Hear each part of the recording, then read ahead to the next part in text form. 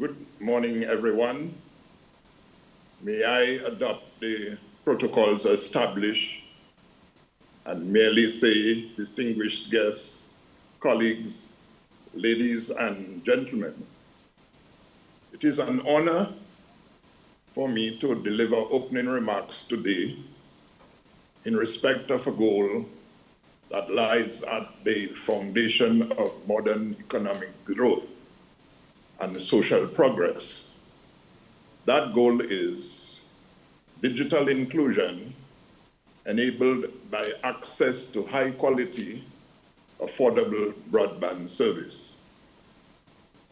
Today, broadband connectivity is no longer a luxury or a secondary utility. It is a core component of the national infrastructure of states, comparable in importance to roads, ports, electricity, and water, among others. The digital economy, encompassing e-commerce, digital services, remote works, data-driven innovation, and emerging technologies, depends fundamentally on reliable, fast, and affordable broadband access. Over the decades, broadband access across our states has expanded dramatically. In 2014, most states had less than 50% household broadband penetration. Today, this has grown to over 80% in every state in the OECS and in the member states, marking a major step towards universal connectivity. This growth underscores the success of regulatory actions and investments aimed at strengthening national ICT infrastructure in the ECTEL member states. In addition to access, the quality of broadband service is equally as critical. High-speed, reliable connections are essential for modern applications that increasingly rely on real-time data transmission. Cloud computing, video conferencing, digital payments, telemedicine, online education, and artificial intelligence-driven services all demand consistent bandwidth, low latency, and minimal downtime. Inadequate or unreliable connectivity constrains these activities, limiting economic potential and undermining trust in digital systems. Equally important to digital inclusion is affordability.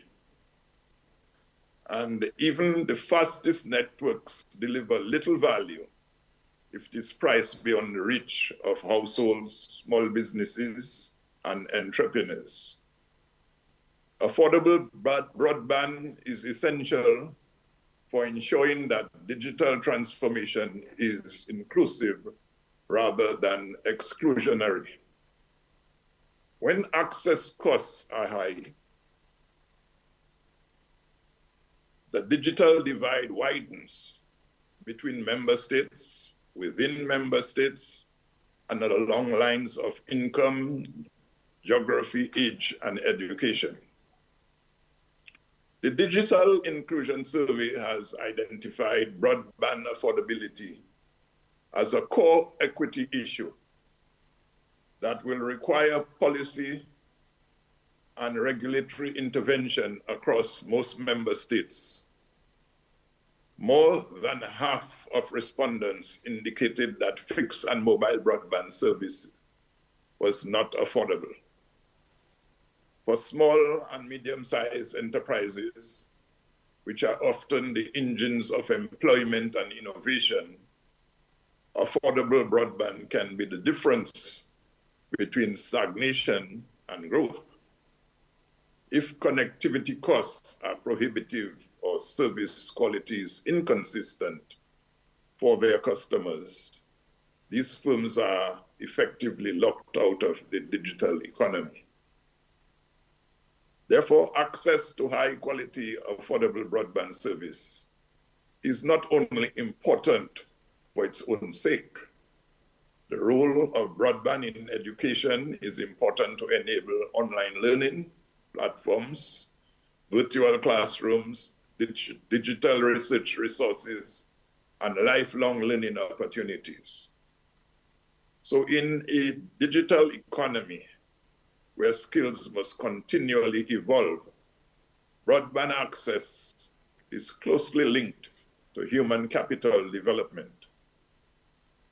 When students cannot reliably connect to online resources, education equality is reinforced and future economic prospects are diminished. Interestingly, a skills deficit has been identified by the survey, with less than 20% of respondents who use ICT devices indicating that they have intermediate digital skills. This skills gap is a structural barrier, and this risk could be a long-term threat to digital transformation and workforce competitiveness if not addressed. The Organization of Eastern Caribbean States, OECS, has a number of initiatives aimed at assessing the current skills gap and developing training programs to start bridging this divide. For example, the Skills and Innovation Project, SKIP, seeks to enhance the quality and relevance of post-secondary education programs, with the aim of improving skills development to address significant skills shortages, an inadequately educated workforce, and mismatches between education and labor markets needs, which hinder economic growth. From a macroeconomic perspective, numerous studies demonstrate a strong correlation between broadband penetration and economic growth. Investments in broadband infrastructure stimulate job creation, attract private investment, and enhance productivity across sectors. Moreover, broadband-enabled digital services often have high spillover effects, fostering innovation, ecosystems, and supporting the emergence of new industries. However, achieving these benefits is not automatic.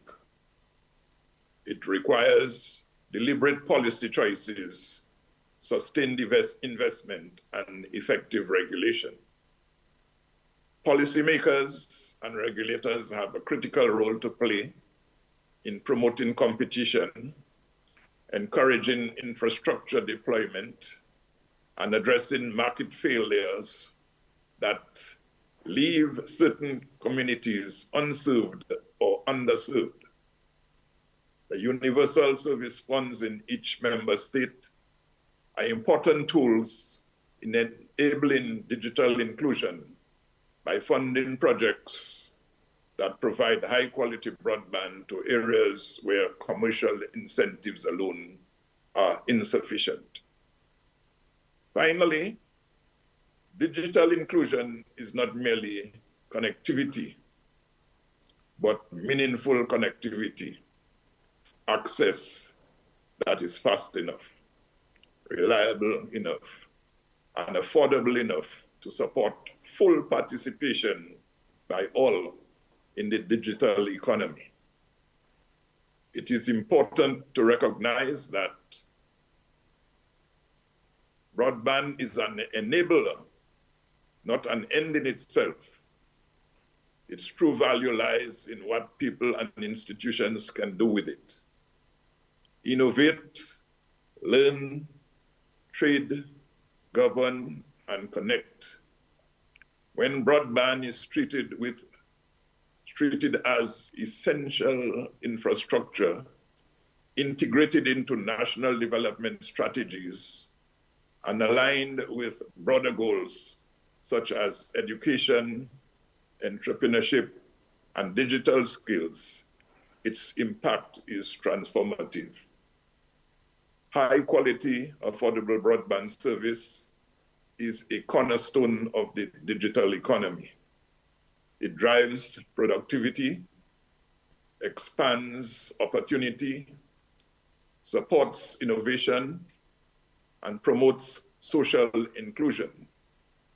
In a world that is increasingly digital by default, ensuring universal access to such connectivity is not merely a technical challenge. It is an economic imperative and a social responsibility. Therefore, the choices we make today about broadband investment, regulation, and affordability will underpin our economic resilience and competitiveness for decades to come. Let us therefore use these insights from the survey to commit to policies and partnerships that ensure everyone, individuals, businesses, and communities alike, can fully participate and benefit from the digital economy. I thank you very much to offer you these opening remarks.